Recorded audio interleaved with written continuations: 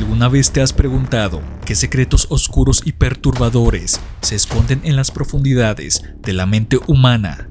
Los psicólogos se enfrentan a diario a los misterios más insondables de la psique humana, desentrañando traumas, miedos y fenómenos inexplicables que a menudo trascienden los límites de nuestra comprensión. En este video te invitamos a adentrarte en el oscuro abismo de lo desconocido, con una recopilación de 7 historias de terror basadas en hechos reales, todas protagonizadas por psicólogos que se enfrentaron cara a cara con lo inexplicable, desde encuentros paranormales hasta manifestaciones de entidades malignas y secretos oscuros del pasado. Estas historias te llevarán al borde de tu asiento y te harán cuestionar la naturaleza misma de la realidad. Prepárate para un viaje psicodélico y escalofriante que te aseguro no olvidarás fácilmente. Comenzamos. Historia número 1. El paciente misterioso.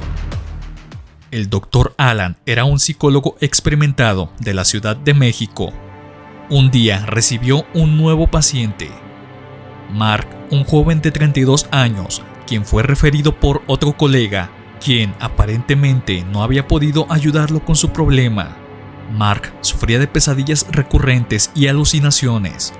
Durante las sesiones, Mark describió una figura oscura que lo perseguía en sus sueños y que a veces también lo creía ver en la realidad. A medida que avanzaban las sesiones, Mark comenzó a decirle al doctor que esta figura extraña y oscura se hacía presente en el consultorio. El Dr. Alan ante esto le preguntó: «Señálame dónde está». La idea del doctor era que pudiera confrontar dicha alucinación. Quizá de ese modo lograría ir avanzando en la terapia. Mark le señaló la esquina de la pared detrás del Dr. Alan. El doctor le preguntó sin mirar atrás dónde se suponía que estaba la alucinación. ¿Qué era lo que estaba haciendo este ser? Hablaba, se movía. Mark le decía con la cara pálida y una voz entrecortada y susurrándole, como si no quisiera que la alucinación escuchara sus palabras: «Doctor, no mire atrás. La sombra me dijo, mientras se reía de usted de una forma extraña, con odio y saña, no sé cómo explicarlo, que cuando usted volteara a verla, lo mataría». El doctor veía un terror puro y crudo en la cara de Mark, quien, sollozando y rezando entre dientes, no dejaba de mirar a la esquina de la pared. No parpadeaba, sus ojos estaban tornándose rojos del llanto y el dolor por no parpadear por varios minutos.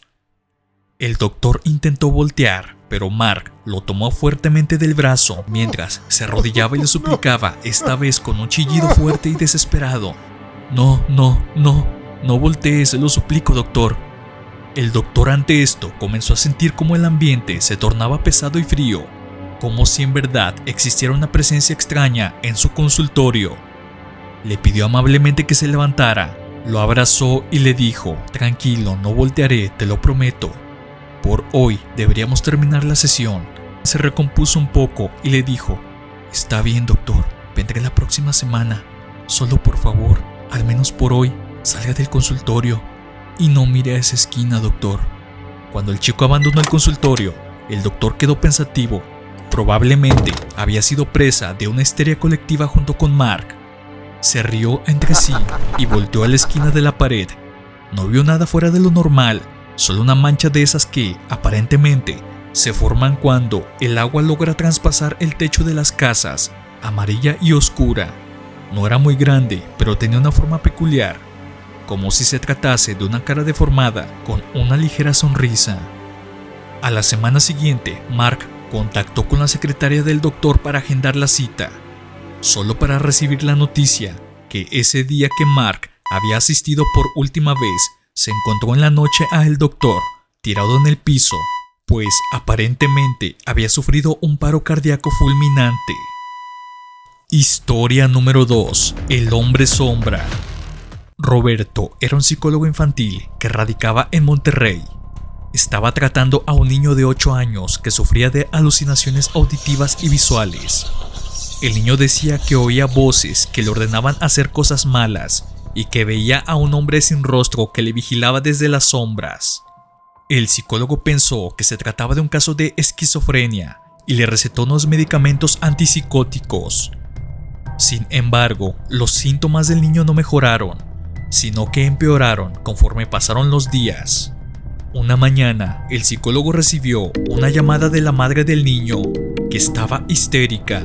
Le dijo que su hijo había asesinado esta misma mañana a su papá mientras aún estaba dormido. Lo había hecho con un martillo. La mujer no cabía de la histeria. El psicólogo trató de calmar a la madre y esta le dijo que ya había llamado a la policía, pero aún así necesitaba que él fuera para que pudiera controlar a el niño, ya que se había encerrado en el baño y estaba dando gritos y berridos sin callarse, en una especie de ataque psicótico. El psicólogo fue lo más rápido posible a la casa de la familia. Cuando llegó, aún no había llegado la policía. Entró rápidamente a la casa, pues aún desde afuera se alcanzaban a escuchar los gritos guturales que daba el niño. Encontró a la madre sentada afuera de la puerta del baño, llorando y arañando la puerta para que su hijo la dejara entrar. Al fondo del pasillo se podía ver una puerta semiabierta, con sábanas manchadas de sangre, donde aparentemente estaba el padre sin vida. Le ayudó a pararse a la madre y empezó a forzar la puerta para entrar. Cuando lo logró, descubrió una escena que aún en estos días menciona. Es el caso más sádico y cruel que ha presenciado hasta la fecha. El niño dejó de gritar, estaba tirado boca arriba en la tina del baño, con heridas graves en su pecho, rostro y sus pies, pues este se había autolesionado con el martillo mientras sufría de este ataque psicodélico. Lo trató de tomar de las manos para levantarlo, y este lo miró fijamente a los ojos, lleno de confusión y dolor, mientras le decía: «Doctor, el hombre me obligó». Historia número 3. La paciente que predijo su propia muerte. Una psicóloga clínica estaba atendiendo a una paciente de 25 años que padecía de depresión y ansiedad.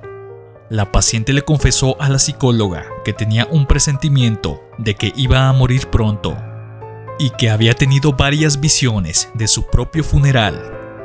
La psicóloga trató de tranquilizarla y le dijo que se trataba de pensamientos irracionales e intrusivos, producto de su trastorno.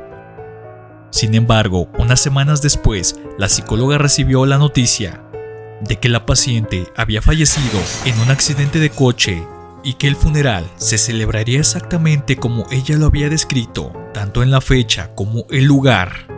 La psicóloga quedó tan impactada que empezó a cuestionar si en efecto fuera de la ciencia existen casos donde hay personas que tienen algún sentido extrasensorial que les permite tener premoniciones de la realidad. Historia número 4. El caso de James Fallon. James Fallon es un neurocientífico que, mientras estudiaba los cerebros de psicópatas asesinos, descubrió accidentalmente que su propio cerebro mostraba las mismas características. Fallon estaba revisando imágenes de resonancia magnética de su familia como parte de un estudio sobre la enfermedad del Alzheimer, cuando notó que uno de los cerebros mostraba patrones típicos de un psicópata. Para su sorpresa, el cerebro era el suyo. Aunque Fallon no ha cometido ningún crimen, su descubrimiento lo llevó a cuestionar su propia naturaleza y a reflexionar sobre cómo su educación y entorno pudieron haberle ayudado a evitar seguir un camino oscuro. Como prueba adicional, veremos un fragmento corto de uno de los asesinos más letales de todos los tiempos, apodado el Hombre de Hielo, donde el psiquiatra que lo entrevista le dice que, en efecto, bajo las condiciones adecuadas, principalmente en la infancia, pueden desencadenar en construir un monstruo, como lo fue este asesino, que según la cuenta que él mismo da, se llevó a la tumba a más de 200 personas.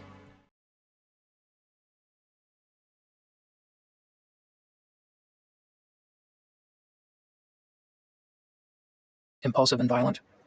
The typical things we see before age 15 in people who earn that label are cruelty toward animals, cruelty toward people. And an awfully interesting part of that condition is that we've got a little bit of knowledge of what causes it and where it comes from. And that's where there's some good news and some bad news. The bad news is that part of where that comes from is hereditary, that there's a genetic basis to being a fearless person. And you've told me about how rarely you have any experience that even begins to resemble nervousness or fear.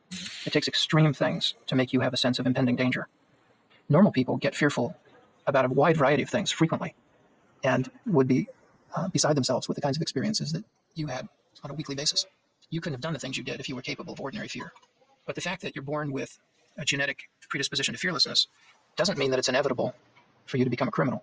Because some people who have that genetic predisposition to fearlessness become pro-social risk takers. They do things like drive race cars, test fly planes, fighter pilots, bomb disposal technicians. Now, those are all jobs where it helps to have a lot of fearlessness. And in fact, some people in law enforcement are brave and have that same capacity to be fearless. And the difference between the people who grow up to be risk-taking good guys with white hats and the people who grow up to be risk-taking bad guys with a long, long rap sheet and a lot of crimes has to do with how their parents raised them. If you raise a kid with love and kindness and affection most of the time, you've got a good shot at they're growing up to be decent, caring, loving human beings and treating their own kids well. But if you raise a kid the way Stanley raised you, with no love, no affection, constant abuse, beatings for no reason, all you teach is hatred. You make it impossible for that child to grow up and form strong attachments and loving, caring relationships, or to be willing to risk themselves to protect the world. Cuéntame en la caja de comentarios cuál de estos casos te ha dejado con más intriga que respuestas. Además, estaré encantado de leer alguna de tus experiencias, ya sea en el ámbito paranormal o alguna experiencia sobrenatural propia o de alguien más. Si esta primera parte te ha gustado, déjame un like y suscríbete. Esto me ayuda a seguir creando este tipo de contenido. La segunda parte se subirá mañana, así que estate atento para el final de esta inquietante lista. Hasta la próxima.